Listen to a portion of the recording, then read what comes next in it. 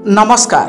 आम समाज और संस्कृतिर आउ एक नूतन अध्याय को स्वागत करुछि मु प्रदीप। आज आम जानिबा नयागढ़ राजा इंग्रेज सरकार सहित करिथिबा चुक्ति विषय एवं राजभ्राता नीलमणि जगदेव विषय।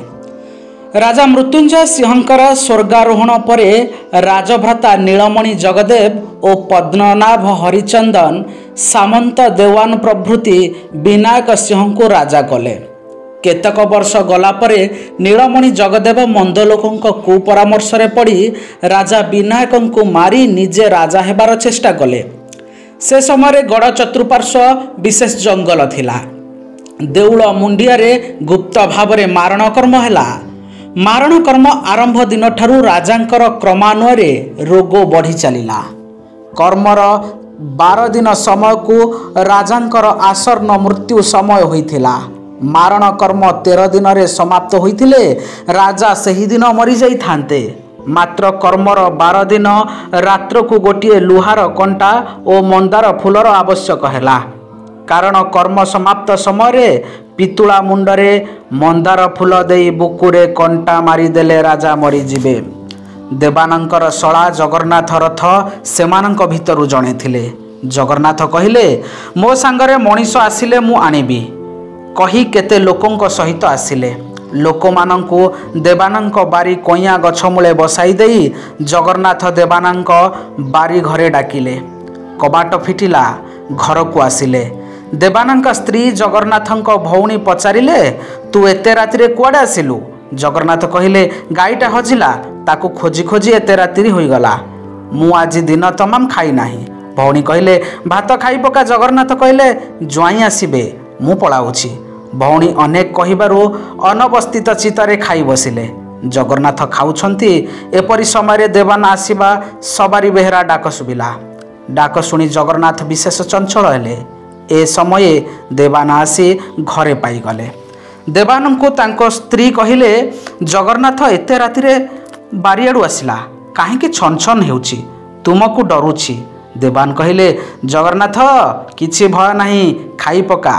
जगन्नाथ खाई सारिलारु ताकू गोटे घर को डाकी नहीं कहिले घटना सबू मु जानिछि सबू सत कही दिए नचेत एही कोरोडारे मारी ठीक करिदेवी। तहु जगन्नाथ समस्त विषय कहिले। देवान तत्क्षणात जगन्नाथ को घरे पुराई चाबी बंद करी राजांक निकट रे जाई पहुँचिले। नीलमणि जगदेव को कौशल रे राजा तो मरीजिबे दादा को टिके देखिबे बोली डाकी पकाइले। नीलमणि जगदेव आसिबारु तांको गोटे घरे बंद करी चाबी पकाई देले। एणे पायक नगदिया पायक हजुरी पायक मानंको दुई दल करी एक दल को सिंदुरिया पटु अन्य दल को गौड़ साई पटु पठाई मारण कर्म करिथिबा ओ साहाय्यकारी को धरि आनिले ओ पितुला प्रभृति नष्ट करि देइथिले। मारण कर्म व्यर्थ हेबारु राजांक शरीर क्रमे आरोग्य होइगला। 12 बिसा लुहारे तांगिया सांकोली करा जाई नीलमणि जगदेवंक गोड़े दिया जाई दारू घरे बंद करी दिया गला। तांकु प्रतिदिन बरडा चाउल 1 अंजुला और लुण 1 पोष आहार सकसे दिया जाउथिला। सामान्य दिन जापन करी प्राणत्याग कले। तांकर अंतर वंशधर रामचंद्र दास सुनामुही प्रगणा कणमराई साहिरे अद्यप्य अछंती। अन्य मानंको मध्य कठोर दंड दिया जाइथिला। देवान को प्रचुर पुरस्कार दिया जाइथिला। ए राजा सुर वीर बुद्धिमान शक्तिशाली धर्मभीरु थिले। विनायक सिंह को थरे शक्त बसंत रोग होई थाए। तांको गोटिए घरे एक चाखंड बहल घसी पाउंसरे सुआई दिया जाई थाए। एही समय खंडपड़ार राजा नृसिंह भ्रमरवर राय जे कि विनायकंकर ज्ञान्तीय दादी हेबे देखिबा को आसीथिले। द्रौपदी धाई सहित विनायक सिंह को देखिबा को गले। पुतुरा राजांकर अवस्था देखि बंचिबार आशा न देखि मन खराब कर देइथिले। विनायक सिंह खंडपड़ा राजांक मुह को देखि तांको मनोगत भाव को बुझी पारी हठात कांथ को आउजी निशरे हाथ पकाई कहिले दादा मने करिछ कि विनायक आन होई जीव ताहा हेबो नाही। कंटिलो नीलमाधव जीवंक घाटरे महानदी रे आरोग्य स्नान हेबो। खंडपड़ा राजा यह शुणी किछि न कही चली गले। केते दिन पर राजा लहुणी निम हलदी लगाई अश्वारोहण पूर्वक जाई खंडपड़ा राजांक घरे गोटे साबेली पोती देई कंटिलो चलीगले। स्नानांते फेरिला बेलू खंडपड़ा राजा बाट जगी सादर पूर्वक तांकु राजबाटी को नहीं भोजन आदि कराई कादुआ घंटा साही मौजा दुई खंडी हलदी सहित तले देई क्रोध शांत कराई विदाय देइथिले।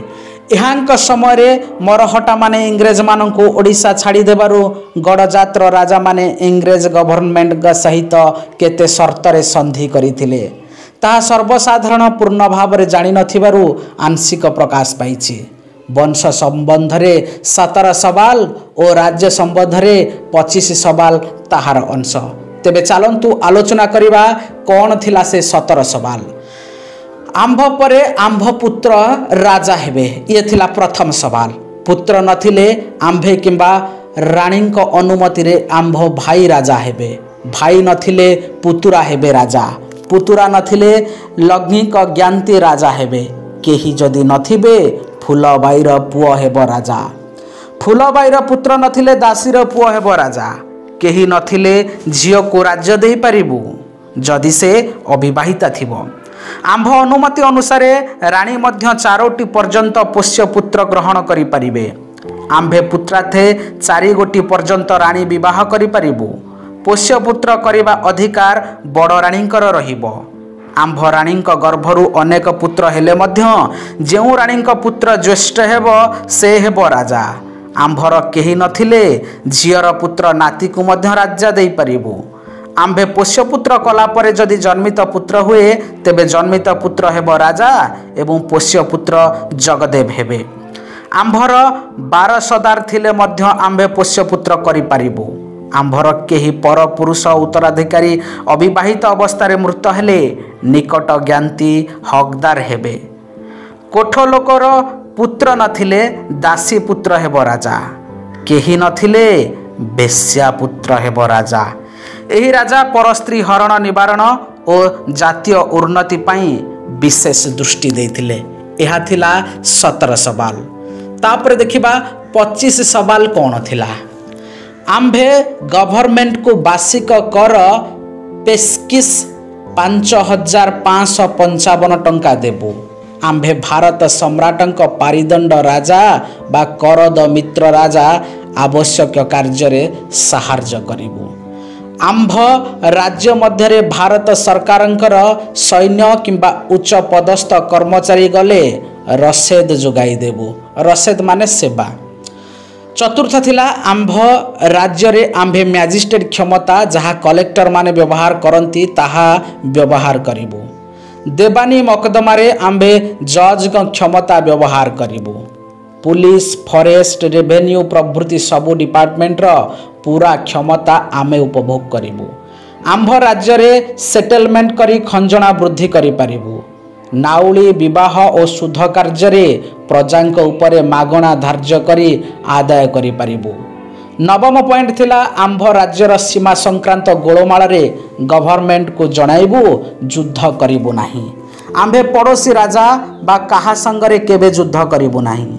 आंभ राज्य रे मेली हेले मेलिया मानक प्राण नाश करिबु नाही। सरकार को जणाइबु। कौनसी राजविद्रोही लोकंको सरकार को जणाई राज्यरु बाहर करिबु बा ताहा संपत्ति व्याज्याप्ति करि पारिबु। आंभे दान देवतर खयरात समस्त प्रकार जायगिरी प्रभृति सत्वर जमी दे पारिबु।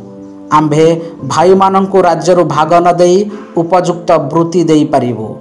आंभे जंगल रे हाथी धरी पारिबु ओ ताहा बिक्री करि पारिबु। आंभ राज्य रे किछि खनिज पदार्थ बाहरिले सेथिरे आंभे पाइबु पूर्ण अधिकार। प्रजा माने जेपरि सुख स्वच्छंदरे रहिबे सेथि प्रति आमे सर्वदा रहिबु तत्पर। आंभ राज्य रे आंभे आवश्यक मते नुआ नियम चलाई पारिबु। पूर्व राजा माने जेउ मानंकु जेउ सत्व एवं सम्मान देइछंती बिना कारण रे ताहा परिवर्तन करिबु नाही। आंभे देवान मुकरीर करी गवर्नमेंट को जणाई देबु। आंभे कमाण बा तोप प्रभृति जावतीय अस्त्र शस्त्र रखे पारिबु और व्यवहार मध्य करिबु। आंभे सेटलमेंट प्रभृति रे भूकर आदि वृद्धि कले गवर्नमेंट को अधिक पेस्किस देबु नाही। सरकार केही विद्रोही लोक आंभ राज्य को आसिले तत्क्षणात गिरफ करी जणाइबु। आमर ज्ञान्तिक मानंकु उपयुक्त करी उच्च पद देबु ओ तांकर चलिबा माफक भूसंपत्ति देबु। तेणु पांडुलिपि लेखक 11 नंबर सवालटी छाड़ी जाइथिबारु यह 24 सवाल होई रही जाइछि। तेबे आज तो समय जाइछि, आज अध्याय को एठी रखुछि। पुणी थरे एक नूतन अध्याय देखाबी। से पर्यंत विदाय नेउछि। नमस्कार।